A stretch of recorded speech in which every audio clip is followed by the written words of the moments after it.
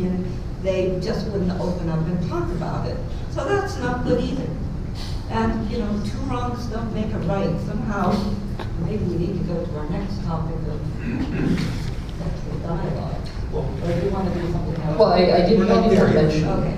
I did want to mention first that, of course, you're obviously not throwing out all feminists as ideological feminists.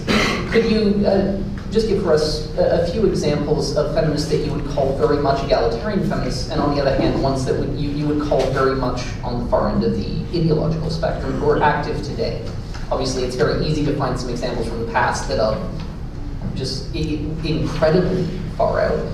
But what about people who you're actually seeing in academia, well publicized today? Well, the most publicized one that I can think of, egalitarian feminist, would be Christina Hoff Sommers, who has made her reputation and earned it by facing tough opposition. She's made her reputation by looking at boys, certainly in the educational system, what's going on with boys? Are they getting a fair shake? And she has been really, really roughed up by some families. I think we could go back to Betty Friedan, and there's a lot of equality feminism there. One of my favorite authors is Jean-Beth Elstein, who wrote a wonderful book called Women in War. And she has a very good ability to go back and forth and look at issues that affect women and issues that affect men and where they converge and diverge. She's a political scientist by training. So we keep looking for the life of equality feminism. And maybe some of you are reading authors we don't know about, but really like to know about. I think that for a while, I don't know if it's changing now, but for a while in the late 80s and 90s, people like Betty Friedan were really consigned by what we call ideological feminists to the dustbin. They were just liberal bourgeois. They didn't really know anything, and the feminist movement had to move beyond that and get into really, really patriarchal analysis.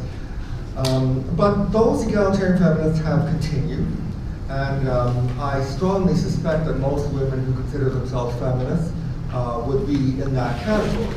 The problem is that among the most influential feminists in the academic world, and therefore the most influential in government circles, are these ideologues. And so that's a problem.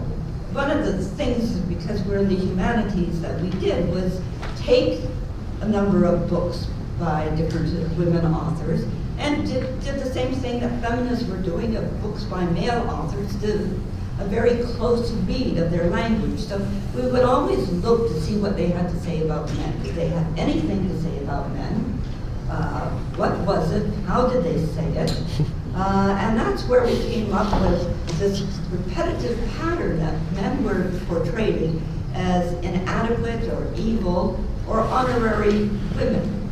And honorary women really meant that they were male feminists and shared the concept of the patriarchy and the rest of this. So we had to look at books by people such as Mary Daly, Beyond God the Father, Marilyn French, Beyond Power, Robin Morgan, Demon London, Catherine Keller from A Broken Web, Andrea Dworkin, Intercourse, Catherine McKinnon, Only Words, Feminism Unmodified, and the list went on. I mean, that was a huge literature from the early 1970s through the 80s, 90s, and it's still going on. And we should add that these people, some people dismiss them or try to, look the other way and pretend that they don't exist, that they're radicals and militants. But these are people, all the ones we mentioned, these are academics at respectable universities. They publish in respectable university presses. They are not marginal. And they're not loonies. They know what they're doing. So there is this problem in the academic world we need to recognize, and call a spade a spade. Now, when you talk about this one type of ideological feminism very much dominating in the academic circles, you've talked before about dialogue and how it's very important to have two voices. I've, as a result of all of this, gotten a bit of a sneak preview on what's coming in your remaining two books. And the series is scheduled to end with a chapter on intersexual dialogue. Now, everybody obviously knows what dialogue means. It's people talking to each other. But can you go into a little bit more detail what you're referring to specifically, Anne? Okay, well, it is a form of communication, clearly. And it does mean literally two voices. But we have tried to isolate some characteristic features of dialogue that would fit the purpose, the specific purpose of bringing groups in conflict together. And so we ended up isolating about 10 principles that would have to be accepted before you could even begin to have a healthy conversation. These, I don't know if I can remember all 10 of them, but I can remember some of them. One of them is that you have to actually listen to people. In other words, you come to a conversation or a group, and you can't go, if you go there expecting to have your own ideas confirmed, then you're not going to be you can't be an effective participant. You have to be willing to listen to other people, define themselves, and talk about their needs and their problems, and then you do the same. And that would be one way of conducting a healthy dialogue. And of course, that one's very important as well, because you noted that one of the very key features of ideology is that they utterly 100% refuse to do that. That's true. Then there are, we would have to have some kind of etiquette. I don't want to use the word etiquette as a synonym for political correctness, but I want to use it just in the sense of you can say critical things, but you say it in a way that it can be heard by other people. In other words, not in a hostile way. As I've already mentioned, that you can't go in expecting to define other people. They have to define themselves. Then dialogue would mean looking to the future rather than the past. So we can all bring our anger and our hostility and our sense of, we've been wrong. Yeah, that's true. But we have to look to the future. Do we want to continue that way? Do we want to continue doing one-upmanship about who suffered more, which is what we call comparative suffering, which of course basically means competitive suffering. So we have to look to the future. We have to construct a vision of what society would look like if people actually respected each other.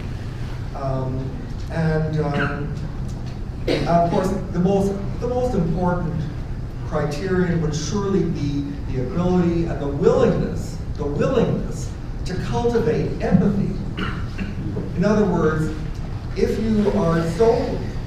your entire personality is preoccupied by not feeling compassion, by not feeling empathy, because that would give the enemy some kind of advantage, then boy, this is not for you. So, now, if this sounds a bit like the Ten Commandments, well, it is in a way. We call it the Decalogue of Dialogue. But this has nothing to do with religion. We're not pushing religion here. We're just taking they're almost common sense ideas, and we're raising that to make that as visible as possible. And it brings me right back into my early training in the study of another culture, which in my case was South India, that when you go into another culture, you have to listen and learn. You're a foreigner, you're from the outside, you need to learn the languages, you need to communicate. You are sometimes criticized for being a Westerner, so you can't hide from the unpleasant truths about your own group. So, yes, there are negative aspects to your history. You have to bring them forward. You always have to have etiquette. I can't define what a Hindu feels like worshiping in a goddess in a shrine. I have to allow those voices to come forward to articulate their own reality and ultimately to publish their own books and not have